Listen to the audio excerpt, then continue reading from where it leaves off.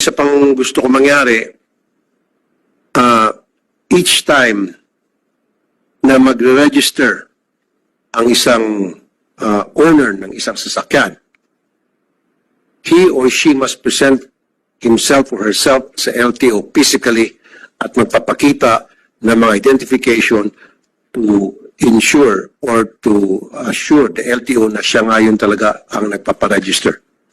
Kasi before, hindi po kailangan anybody can register a vehicle through a fixer or through someone. So ang gusto ko mangyari from now on, kapag nag-rehistro ang isang tao ng kanyang sasakyan, even though if it's Rafi Tulfo, nakalagay doon, Rafi Tulfo, si Rafi Tulfo dapat pupunta sa LTO at sasabihin, Sir, ako po ay mag-renew ng aking registration ng aking sasakyan at ako po si Rafi Tulfo, ito po yung aking passport, ito po ang aking ID.